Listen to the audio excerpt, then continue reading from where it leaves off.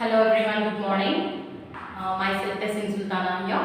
I'm going to take 10th classes through online and I request all my viewers to subscribe my channel. So let me start the topic. I'm going to discuss here with you 12th chapter which is related to paper 2 and that is nothing but war between the world wars.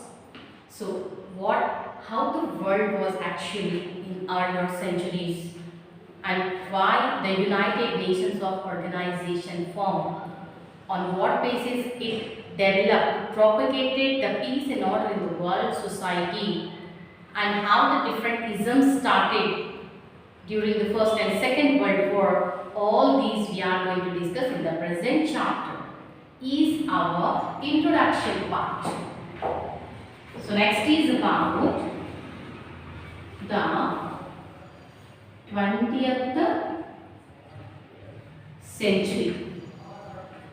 One of the great historians who was known as Eric Hobsbawm, who considered, who declared and who said that the 20th century is nothing but is the age of extreme.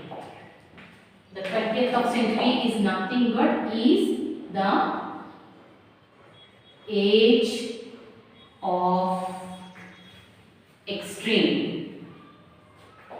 Who said this in 20th century? Eric Hobsbawm. Who was he? He was a historian. In 20th century, a historian called the 20th century as the age of extreme. Why he was called the 20th century as a age of extreme? Why? Because in 20th century, more than 100 countries attained their independence. They got freedom, like as India. India, as it was under the control of the British government, and it attains its independence in the year of 1947 on 15th of August. Like that, mostly in our complete world, 100 countries more than they attained their independence with many movements, made partitions, many more. Even the movements were occurring in different countries, but finally 100 countries attained their independence during the 20th century. On the other side, these independent countries, these free countries, those free from their colonials, they started establishing democratical rule in their own countries by following the people's rule, by giving the opportunities to the people directly to choose their representative. So democratical form of the government established during this era. One other side, in France and in Italy. In Britain or in other countries, fascist nature develops. Especially in the year of 1922, Benito Mussolini in Italy was established fascism. Later, the same concept even adopted by German Hitler in the year of 1933, changing fascism into Nazism. He also developed in Germany. One other side, Britain, France and Italy, these countries were dominated on which countries? That countries, from whatever the benefit they got with that, technically they were developed during the 20th century. One other side, take example of the Russia. In Russia, socialistic pattern develops. Socialism is nothing but the total nation must be nationalized. The total nation banks must be nationalized.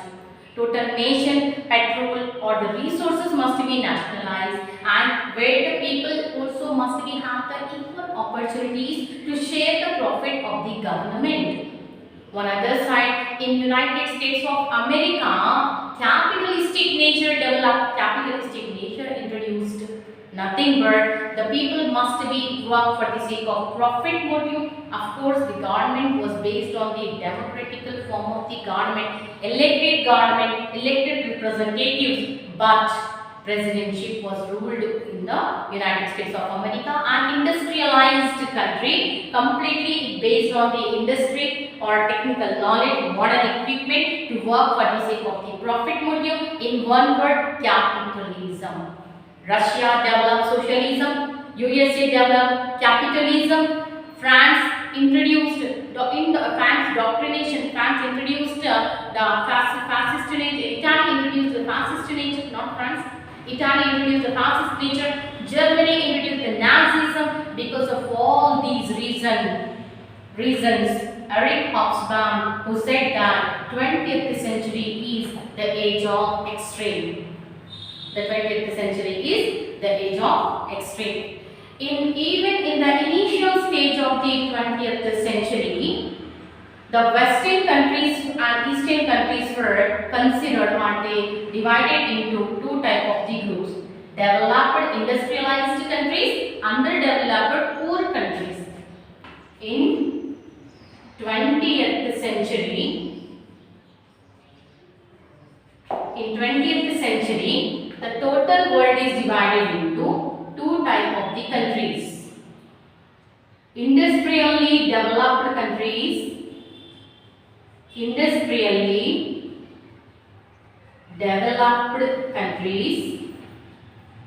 poor or underdeveloped countries. Example: Germany, Austria, Italy, Britain, France. These many more countries, but very important countries I am mentioning on the board. These countries were considered in initial stage of the 20th century as industrially developed countries, who dominated on underdeveloped countries. As example, Asia and African countries. Asian and African countries, as like we Indians from Asia, under the control of the British government more than 250 years. So in 20th century, the total world countries were divided into industrially developed countries and underdeveloped countries. Once again, under these industrially developed countries, one other group formed: industrially developed countries. Industrially developed countries were made the two groups. The groups were nothing but were called as enemy groups. The groups were nothing but they were called as enemy groups. Germany, Austria, Hungary. Germany, Austria, Hungary were one side. Britain, Russia, France were another side. Russia was a Euro-Asian country. Its partially portion, half portion lies in the European continent and half of the other portion lies in the Asian continent. So once again, in 20th century, the total world countries were divided into two types of the countries: industrially developed countries, underdeveloped countries. And under the industrially developed countries, again they made two groups which were called as the enemy groups: Germany, Austria, Hungary, Britain, Russia and France. Why? Because they were already existed technically and financially very strong countries they were. They want to dominate on the world. They don't want to give the chances to one another to be occupy their territorial portions or to occupy their colonial countries. Due to that reason, enmity started between them and internal civil wars were there between them. It is also one of the cause the World War was started. So World War was started in the year of World War I started in the year of 1914 and which comes to an end in the year of 1918. Enemy groups again divided into two groups, and that groups, because of that reason, it is also one other reason. Immediate causes and secondary causes we will discuss now, but it is also one of the cause. The industrially developed countries were made into the two groups, and that groups were started enmity between them to fight against with each other. To occupy the colonial countries, to dominate on the world countries. So it is also one of the cause of the World War I. So World War I started in the year of 1914, which comes to an end in the year of 1918. But World War I won by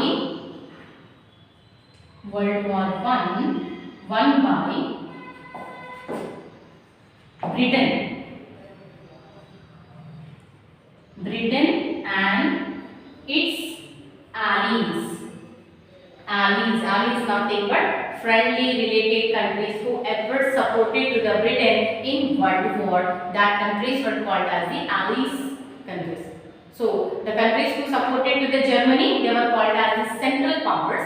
The countries who were supported to the Britain, they were called as the allies or axis powers, allied powers. Okay.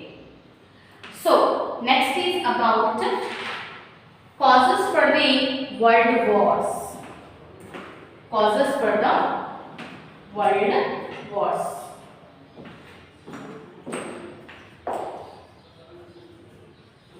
Causes for the world war. Aggressive nationalism. The first and foremost cause is showing here as per the textbook, that is aggressive nationalism or nationalism. So what is meant by the nationalism? Of course, nationalism is nothing but oneness feeling, a kind of the unity feeling, to be unitedly, we have to be together to live by sharing our haves and haves not under the one particular territorial borders. That is nothing but is called as nationalism, with one single nationality. So aggressive nationalism is also a positive impulse which actually propagated or developed by the Italian people on the name of the fascist nature. But what type of the aggressive nationalism it was?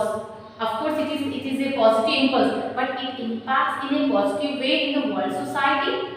And how it impact on the Germany, Russia and other countries? In negative way. Why? Because Mussolini was introduced the fascism in Italy in the year of 1922 with one motto, to unite the people, as like Germany was also united with the 39 small kingdoms. Italy was also united with the 7 different states. Like that same here, it was even developed in the other countries, but it impact in a negative in character, in negative in way, because they love to their own nation and they have given the opportunities only to those people who are fit and fine and who supported in army in fight against their enemies. There was no importance to the handicapped people, there was no importance to the disabled people or the poor and needy people. A kind of the aggressiveness in themselves to love to their motherland madly only even by taking support of the rich, healthy personalities. Right? Nothing but that is called as the nationalism, aggressive nationalism. Even it was well developed in Germany, even in France, even in Italy, Britain, mostly in the European countries. Second point is about the imperialism.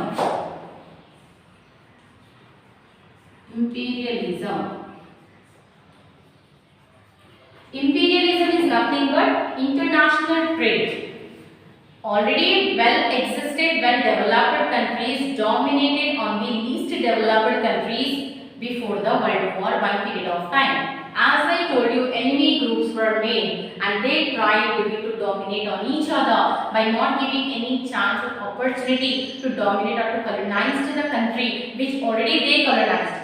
To not to do any international trade or business with that countries, which countries already in contact with the other countries. So international trade business, in that also the clashes were started between the people. This is also one of the cause of the World War I. Nothing but is called as imperialism. One other example, as you British government established their control in India, but during that period of time, Dutch, Portuguese and the France also, they try to be dominated, try to be developed, they try to be establish their control in our Indian country. But British government started an internal war against them, and they defeated by the British government. Later, the British only existed in India for a longer duration of time. So what is that? Nothing but is called as imperialism, to dominate on the different country on the basis of the trade and business, and not giving the another opportunity to another countries to come and to dominate in their countries where they are getting the more and more benefit. That is called as the imperialism. Secret alliances. What is that? Next is about the secret alliances.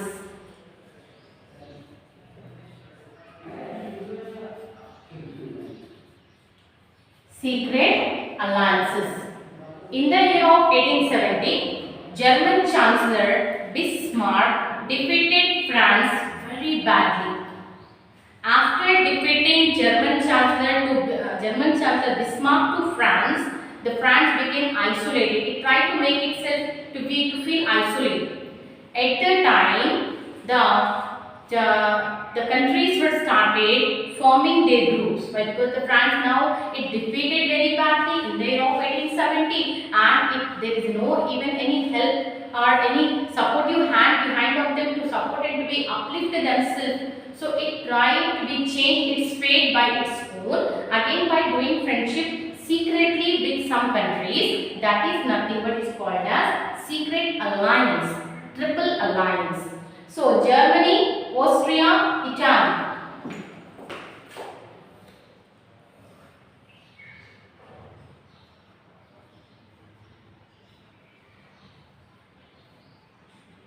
Here Germany made the friendship with Austria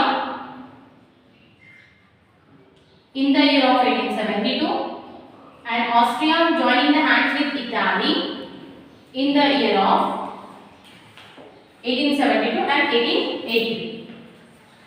1879 and 1882. 1879. Germany started making a secret alliance here by joining the hands with Austria in the year of 1879, and later Austria and Germany joining the hands with Italy secretly in 1882. This is nothing but is called as a triple alliance. The three countries secretly they are doing friendship with one another. They are planning, and already during this period of time, France was very badly defeated by German Chancellor who was known as Bismarck. Bismarck is the name of the person. German Chancellor Bismarck was defeated to France, and France became isolated, and during that period of time Germany also thought I must get power from the other countries. I must get a powerful country in this European continent and in the world. That's why Germany joined the hands with Austria in the year of 1879, and with Austria again it joined the hands with Italy in the year of 1882. On the other side, the France, it won't even come. It already defeated very badly by the Germany. So it also want to be take the revenge. It also want to be come out from the problem. So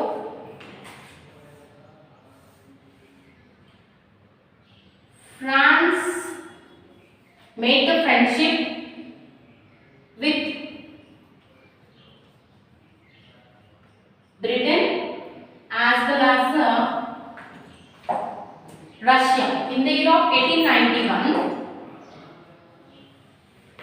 In the year of 1891 with Russia, in the year of 1904 with Britain, and France, Russia and Britain together they form a triple entente.